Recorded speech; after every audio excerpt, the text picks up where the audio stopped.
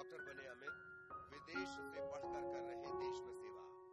छोटे बच्चे हंसते हुए बहुत प्यारे लगते हैं ना, पर जब वो रोते हैं तो पेरेंट्स परेशान हो जाते हैं। बच्चे को कौन सी बीमारी है, उसे ठीक कैसे करना है, ये बहुत कम लोग ही समझ पाते हैं। ऐसे ही लोगों में से एक है डॉक्टर अमित उपाध्याय। नन्हे नन्हे बच्चों से जुड़े सारे सवालों का जवाब वो जानते हैं।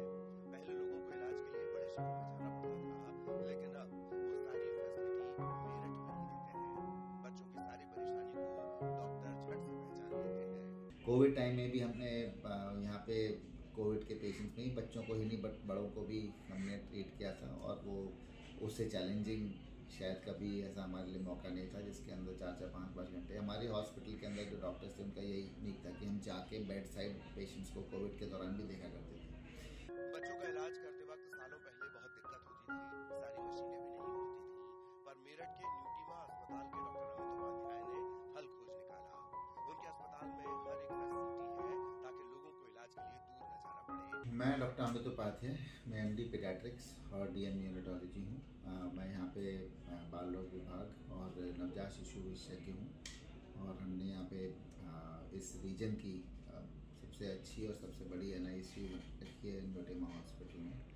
और नवजात शिशु के अंदर हम प्रीमेच्योर से प्रीमेच्योर बच्चे जैसे 500-600 ग्राम तक के बच्चों को बचाने में यहाँ पे हमारा स्पेशलाइजेशन है। डॉक्टर ने बदलती लाइफस्टाइल पर बात की।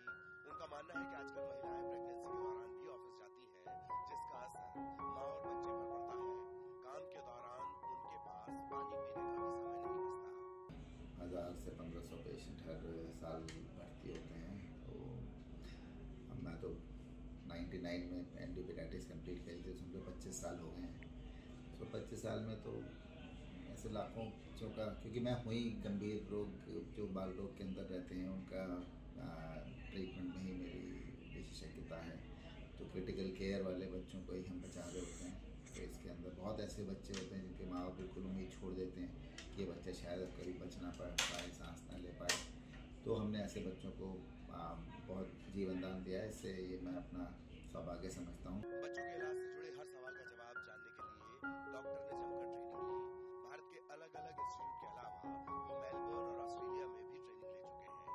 यही वजह है कि आज उनके पास दूर दूर से लोग आते हैं। आम बीमारियां हैं जैसे एन्केफेलाइटिस, प्रीमेच्योरिटी, देर से रोना, बर्थ एस्फिक्सिया, इस तरह के सीरियस बच्चे जो हैं वो उसमें डॉक्टर एक्चुअली पहले ऐसा रहता था कि हाँ नब्ज देखी, हमने बीमारी बताई, दवा दी। अब जैसे सीरियस पेशेंट्स के लिए पहले कोई सुविधा नहीं रहती थी, अब ज़माना आ गया है जिसके अंदर गैजेट्स और इक्विपमेंट्स का बहुत महत्वपूर्ण रोल आ गया है।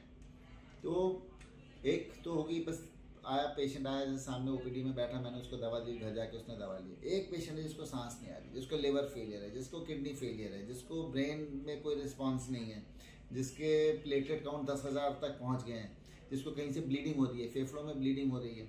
इस तरह के पेशेंट्स को, बच्चों को खासतौर से बहुत स्पेशलाइज्ड केयर की रिक्वायरमेंट रहती है NICU में, PICU में। तो इनके लिए जो बहुत विशेष इक्विपमेंट्स चाहिए होते हैं, जैसे वेंटिलेटर है, 1 किलो के बच्चे को हमें वेंटिलेट करना है तो भाई उसके लिए बहुत स्पेशल वेंटिलेटर्स होते हैं। डॉक्टर अमित उपाध्याय ने बताया कि वो अपनी माँ के कहने पर डॉक्टर बने हैं। उनकी माँ गायनी डॉक्टर है, सालों से महिलाओं की सेवा कर रही है। माँ का सपना पूरा करने के लिए अमित भी डॉक्टर बने। मैं बैकग्राउंड मेरे लिए मेडिकल लाइन एक डिफ़ॉल्ट सेटिंग थी, क्योंकि मेरे दोनों पेरेंट्स ही डॉक्टर थे। मेरे पिताजी तो खुद ही बच्चों के ही डॉक्टर थे, यहाँ के बहुत ही प्रख्यात डॉक्टर थे। डॉक्टर VK उपाध्याय, वो मेडिकल कॉलेज में थे और प्राइवेट में करते थे। तो उन्हीं को फॉलो करते हुए मैं ऑस्ट्रेलिया, दिल्ली से छोड़ के फिर वापस मेरठ आया था। और मैं आशा करता हूँ कि उनके अब वो नहीं है इस दुनिया में, और बस उन्हीं के दिखाए रास्तों को हम फॉलो करते हैं और अच्छे से अच्छा करने की। लोगों के